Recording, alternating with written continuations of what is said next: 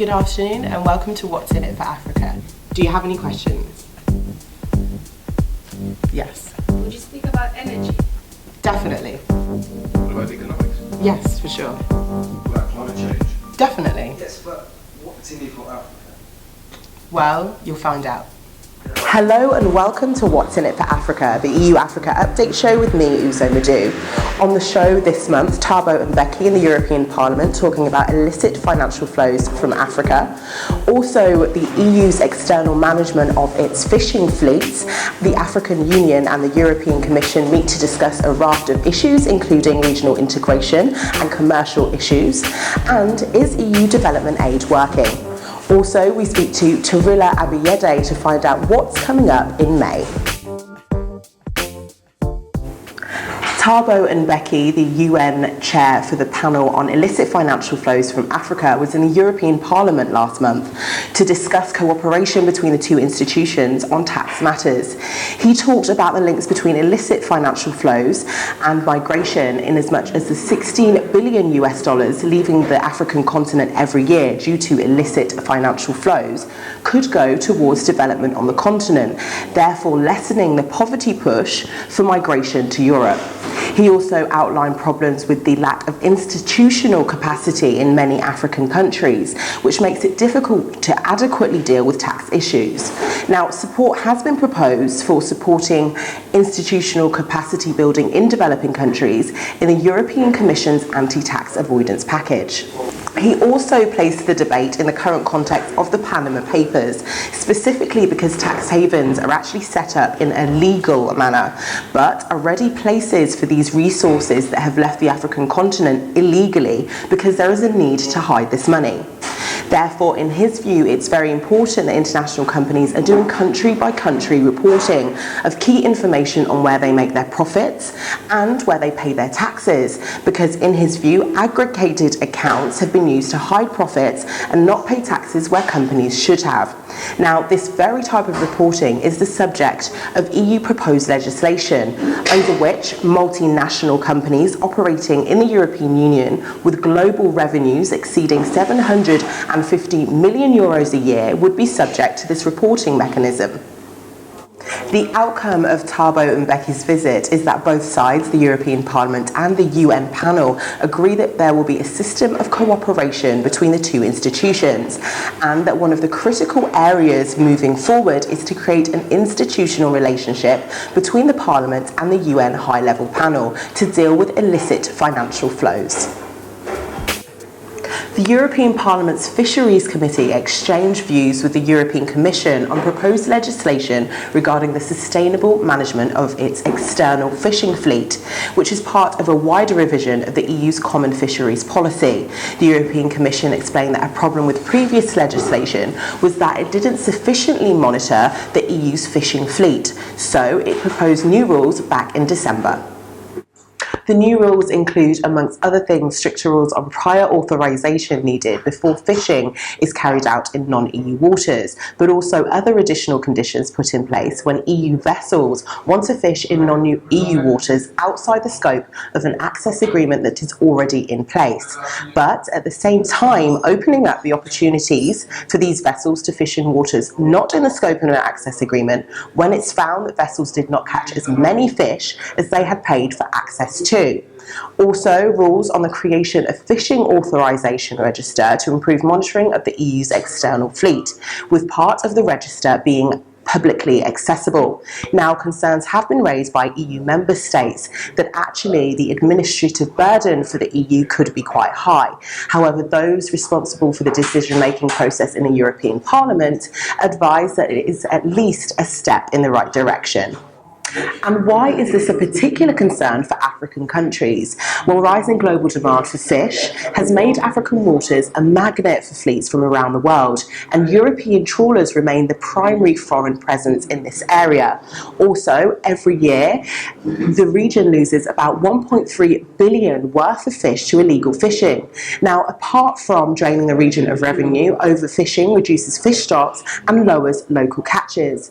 Also, the EU has a number of its largest fisheries agreements with several African countries, affording EU access to exclusive zones, most notably in Mauritania, Morocco, Guinea-Bissau, the Seychelles and Senegal. These countries have most extensive access agreements with the European Union. Now, these new rules have a long way to go, and actually the beginning of finalisation of these rules in the European Parliament won't actually start until the end of 2016. The African Union and the European Commission met last month for their annual high-level meeting to discuss a raft of issues, from peace and security to the environment. But this year, references to action on continental integration and other commercial topics were more pronounced. With regards to continental integration, both agreed to support the ambition to triple intra-African trade in agricultural products by 2025. Africa's share of world trade is only around 3%, and intra-regional trade on the continent comes in at around 13%, compared to the European Union at 60%. Also, both agreed to increase the value-added exports from Africa to the EU, indicating a shift away from primary commodity exports to the European Union.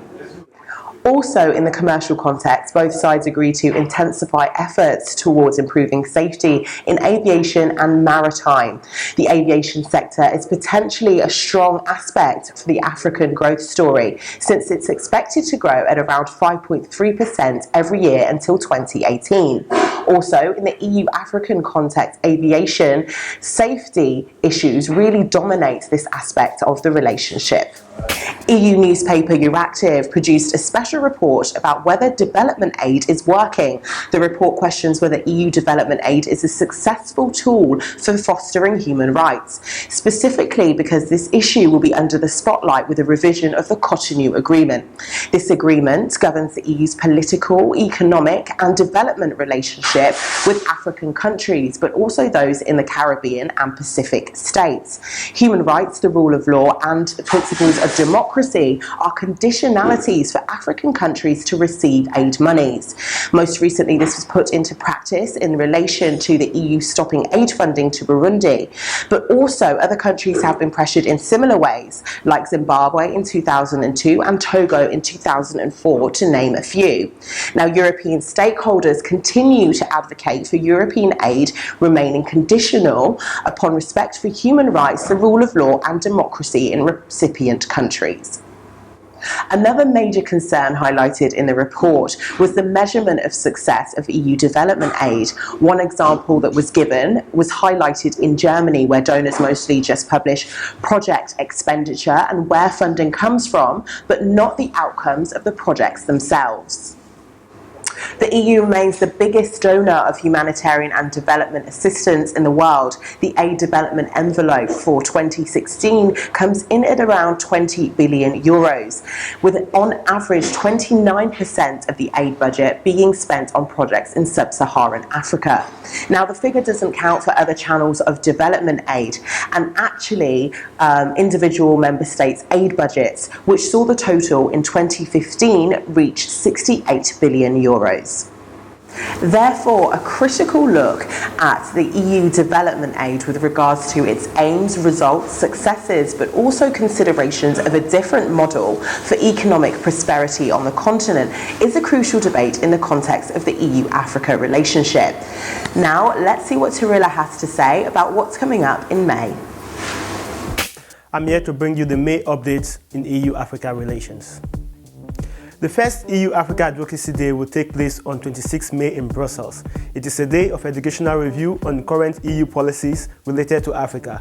Public affairs experts, policy analysts, and business advocates will be in the European capital to discuss Africa-related issues and top priorities on the EU regulatory and legislative agenda.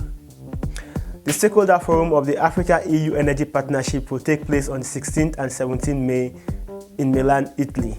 The main objectives of this second stakeholder forum are: first, improving the role of several stakeholders to increase private sector investment in energy infrastructure, and second, enhancing the engagement of non-state actors in sustainable energy sector development in Africa. The EU-Algeria Business Forum from the 23rd to 24th May will focus on renewable energy, energy efficiency and natural gas. It will explore means to support the ambitious development plan of renewable energy and energy efficiency adopted by the Algerian government in 2015. Thank you for watching. Curious about Africa-EU relations? Don't forget to watch What's in it for Africa. Thank you for watching the EU Africa Update show this month, and remember to subscribe to our mailing list to receive the show directly to your inbox, along with plenty more links and EU Africa updates. Please see the description in the box below or visit the website for more. And only 2 more weeks until your next instalment of EU Africa Current Affairs with the Inside the Issue show on Brexit for Africa. Remember to follow us on Twitter, subscribe to our YouTube page and like our Facebook page. My name is Uzo Madu for What's in it for Africa.